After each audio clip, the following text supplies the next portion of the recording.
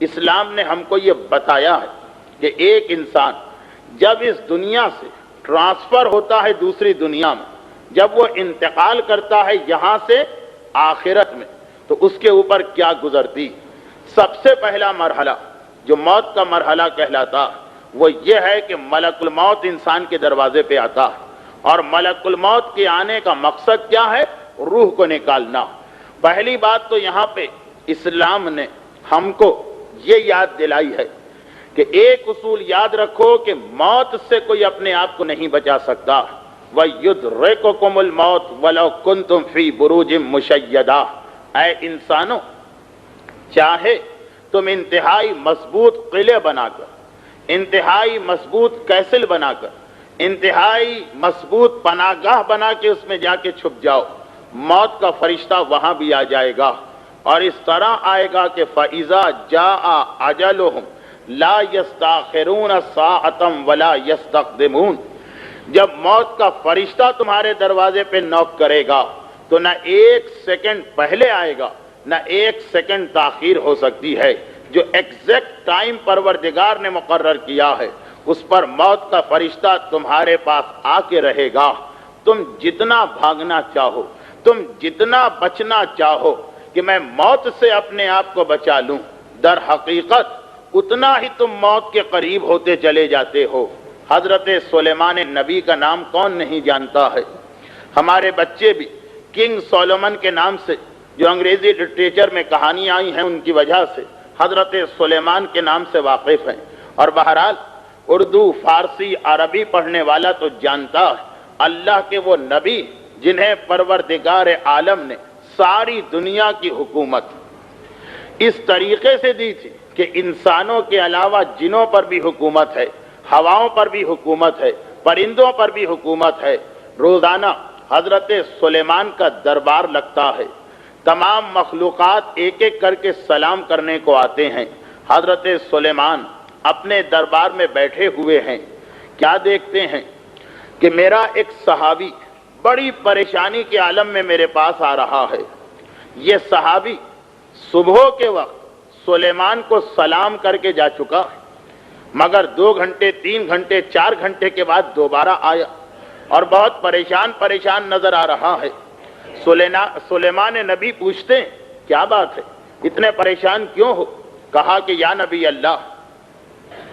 ابھی میں بازار میں سے گزر رہا تھا، بازار کے بیچ میں مجھے ایک ایسا آدمی نظر آیا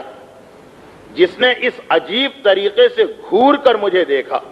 ایسے عجیب طریقے سے مجھے دیکھا کہ مجھے یقین ہو گیا کہ یہ ملک الموت ہے جو میری روح کو نکالنا چاہتا۔ اچھا، اب یہ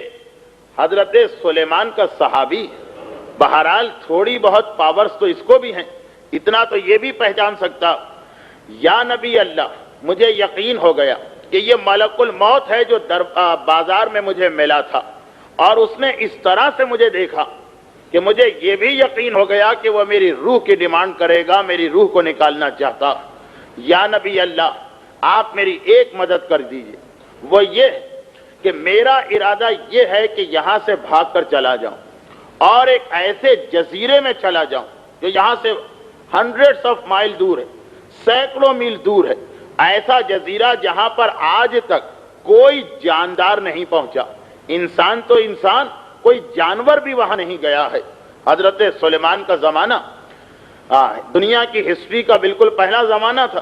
ایسی بہت سی بستیاں تھیں کہ جہاں کوئی انسان نہیں پہنچا تھا۔ یا نبی اللہ، میں وہاں جانا چاہتا ہوں، آپ میری صرف اتنی ہیلپ کر دیجئے کہ سمندر کی لہروں کو حکم دیجئے کہ وہ میری کشتی کو تیزی سے بہا کے لے جائیں، ہوا کو حکم دیجئے کہ وہ میری کشتی کو تیزی کے ساتھ بہا کے لے جائیں۔ حضرت سلیمان نے بارگاہ الہی میں رجوع کیا، پروردگار نے اجازت دی کہ سلیمان اپنے اس صحابی کی خواہش کو مان لو، جیسا یہ کہہ رہا ہے ٹھیک ہے۔ حضرت سلیمان نے بھی کہا ٹھیک ہے، جا کے بیٹھ جاؤ کشتی میں، مگر یہ بتاؤ کہ تم وہاں جانا کیوں چاہتے ہو؟ کہا کہ یا نبی اللہ، وہ جزیرہ ایسا کہ وہاں آج تک کوئی جانور بھی نہیں پہنچا، تو ملک الموت ایکسپٹ بھی نہیں کر سکتا، سوچ بھی نہیں سکتا، اس کے ایکسپیکٹیشن میں نہیں آ سکتا ہے کہ میں وہاں پہ ہوں گا، شاید اس طرح میری جان بچ جائے۔ خیر، سلیمان نبی کا آرڈر آ گیا ہواؤں کو، سمندر کی لہروں کو تیزی کے ساتھ اس کو لے کے چلے جاؤ، بات ختم ہو گئی۔ اگلا دن آتا ہے، نیکسٹ ڈے،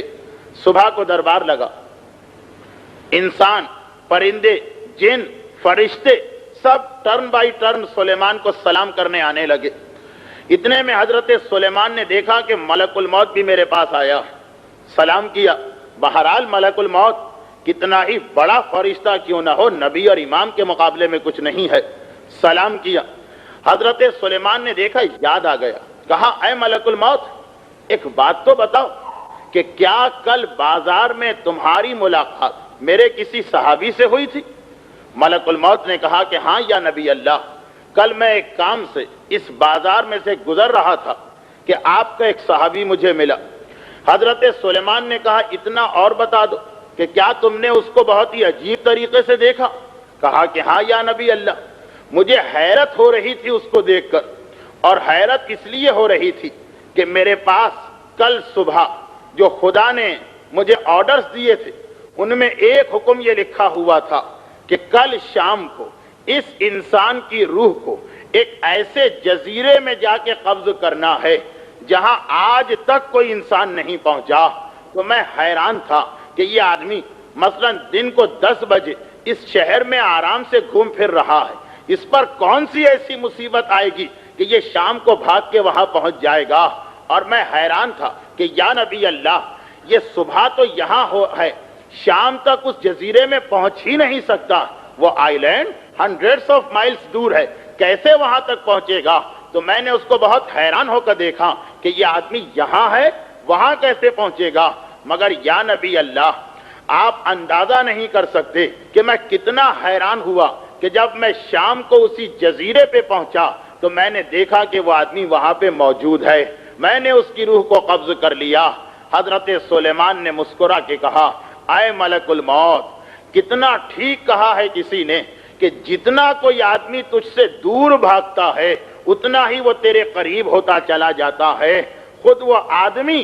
یہ خواہش ظاہر کر کے گیا تھا کہ میں سمندر اور ہوا کو حکم دے کر اسے اس جزیرے میں پہنچا دوں۔ تو بات بالکل ٹھیک ہے کہ موت ایک ایسی حقیقت ہے، موت ایک ایسا فیکٹ ہے کہ جس سے انسان اپنے آپ کو بچا ہی نہیں سکتا ہے۔ جتنا کوشش کرتا ہے موت سے دور بھاگنے کی، اتنا ہی موت کے قریب ہوتا چلا جاتا ہے۔ جب موت بلا رہی اور جب موت نہ آئی ہو تو جیسا کہ نہج البلاغہ میں میرے مولا نے کہا کہ مجھے تعجب ہے اس انسان پر، میرا مولا کہہ رہا کہ مجھے تعجب ہے اس آدمی پر کہ جو موت سے بچنے کے لیے ہزاروں تدبیریں اختیار کرتا، مگر اسے نہیں پتا کہ اس کا سب سے بڑا محافظ خود اس کی موت ہے، کہ جب تک کہ موت کا وقت نہ لکھا انسان اگر آگ میں بھی چھلانگ لگا دے تو نہیں مر سکتا ہے، تلواروں میں کود جائے تو نہیں مر سکتا ہے۔ دیکھیے اس کا یہ مطلب نہیں کہ جان بوجھ کر ہم خودکشی کریں یا سوسائڈ کریں، بلکہ میرا مولا بتا رہا ہے کہ موت سے ڈرنے کی کیا ضرورت ہے؟ جب موت آئے گی تو تم اس سے اپنے آپ کو بچا ہی نہیں سکتے ہو، اور جب تک کہ موت کا ٹائم نہیں آیا ہے تمہیں گھبرانے کی ضرورت نہیں ہے۔ خود موت تمہاری حفاظت کرے گی کہ ابھی تو ٹائم ہی نہیں آیا، میں کیسے اس کے پاس آؤں۔ ہاں، انسان کو اگر ڈرنا چاہیے تو اس ایک بات سے ڈرنا چاہیے کہ موت کا فرشتہ آنے کے بعد پتہ نہیں مجھ پر کیا گزرے، موت کا فرشتہ آنے کے بعد جس قبر میں مجھے ٹرانسفر کیا جائے گا پتہ نہیں وہاں پر میرے ساتھ کیا سلوک ہو۔